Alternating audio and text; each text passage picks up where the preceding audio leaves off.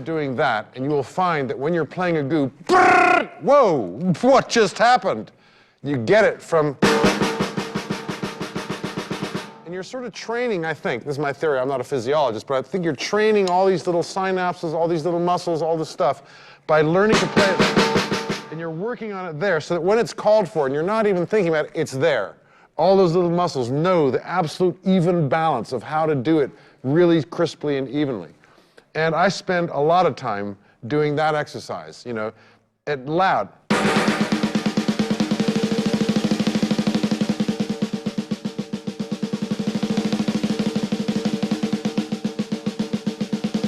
And quietly.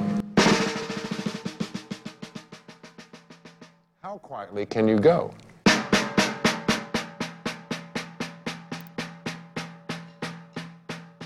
It's actually harder to play quietly and harder to play slowly. And when you're playing slowly and quietly is where you really find your imperfections. And when you're working on your technique, you're looking for your imperfections. You're looking for where is there an aberration? Where is there a wart that I need to fix?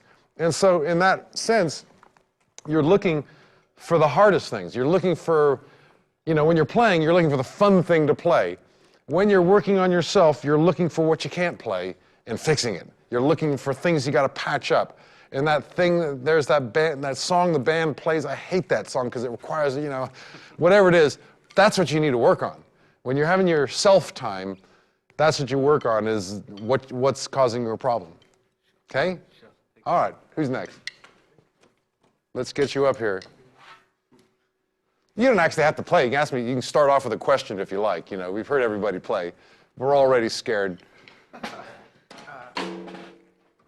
You know, you're going to be getting his lunch pretty soon, and he's going to be getting your lunch the next day, okay? So a little humility around here. You play anything? Yeah, yeah. Well, play anything you like, but mainly, have you got a question for me? I don't know what the ask is. Okay, just play something, and I'll think of something to mess with you on.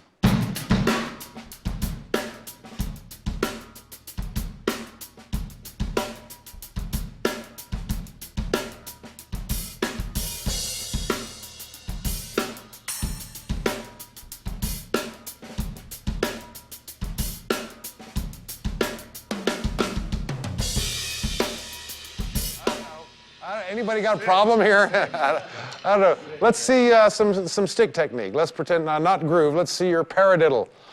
I just played a paradiddle? Yeah, just play a paradiddle.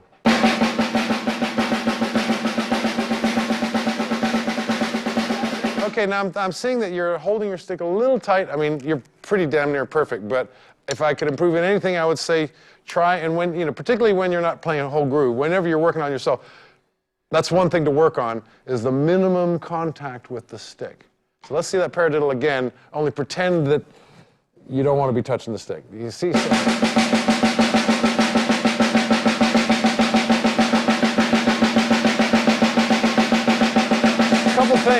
Couple things. Right away, am I nuts, or is that automatically sound much better? The sticks are bouncing better. It looks better. It sounds better. Did it not feel better? Yeah, okay. So that's something worth working on is, you know, obviously that's an extreme, or in your case, like that.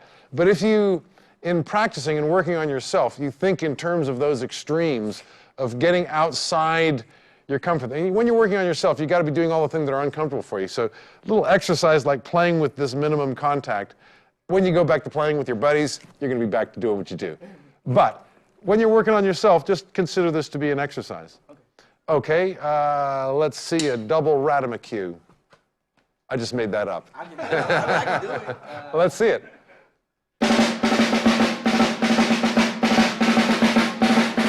You've been playing Drumline. You've been playing Drumline? Drumline world. I actually wrote a Drumline piece. I just went through a whole phase of Drumline. I don't know if you guys know about Drumline, but it is really cool. Because it's not just music, it's choreography, it's attitude, it's celebration. Very cool. So what was your instrument in Drumline? Second bass drum. That is some Zen. You know, no, you don't, because the number bass drum one gets to go bomb. You got it. That's tricky. It's sort of like the thing with singers. The lead singer doesn't have to have as much technique as the backing singers. The backing singers need to be on the money, in tune, and the lead is out there doing whatever they want to do with charisma and star power, but the backing guys have to be right on the money. And it's the same with the second violins and the viola and the orchestra. The first violin carries the melody. Everybody knows da da da da da da da. Everybody knows that song, and the basses are playing the bass line. But those chords in the middle that come in the viola and the second violin, it isn't da da da da. It's da da da da, and it's not really. So those guys in the middle who don't get any credit, like second bass drum, actually need more technique. But that's just by the by.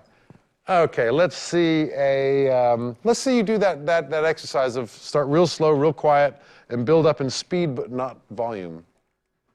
There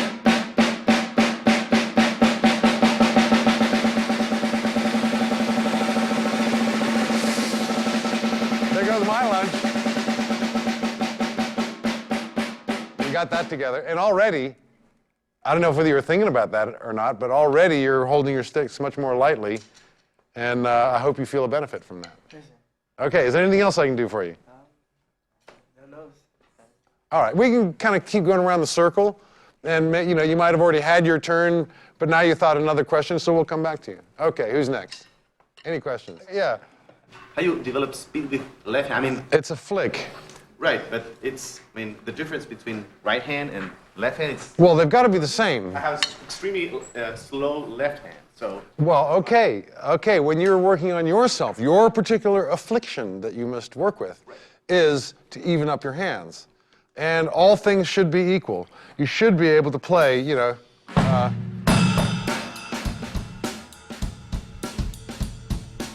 with the left foot. Playing the hi-hat with the right foot, because I once tried to put a hi-hat over here with the pedal over there and a wire. Impossible. That has to be over there. You just move that over to here and try the same. It's just, I never learned that one, so it's not complete. But as much as possible, your left hand, they should be equal. And if they're not equal, that's something that you can work on. That exercise is all about getting them to be equal. And paradiddle.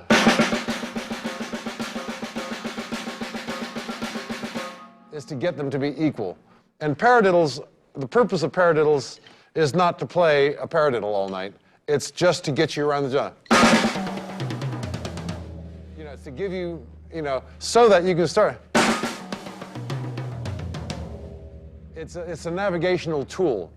And so you should be able to, without thinking about it, hit 2 beats with one hand, particularly at the end.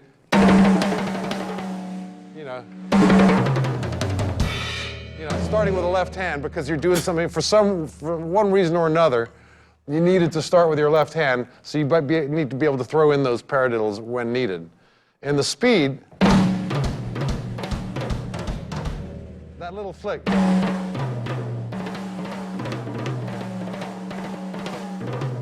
You need to, in your practicing your self-work, you need to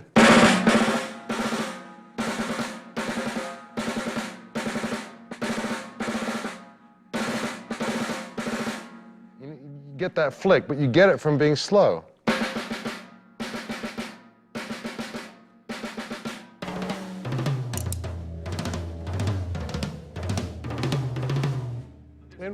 an accent somewhere.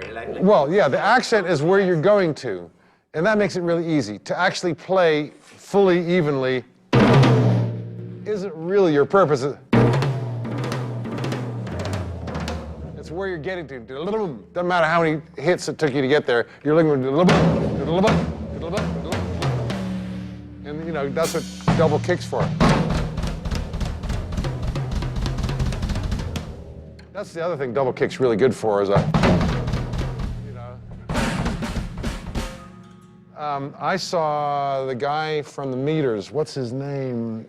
Who can help me here? Meters, the famous. Zigaboo. Who? Zigaboo. Zigaboo. He's got a.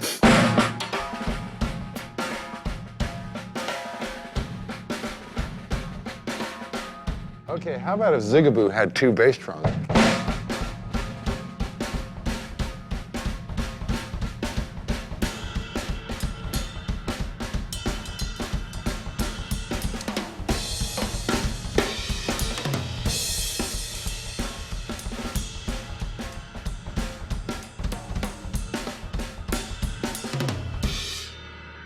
I mean, that's not what Joey Jordison introduced me to the double bass drum for, but it can be useful for a cool groove as well. It's almost like a flam going like. Yeah, and those things just come from the stuff, the workaday stuff.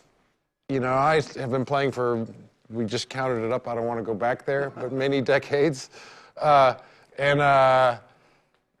that time, even when I'm real proud of myself and I'm thinking I just got another award, still the value of that self-time is really a secret of success.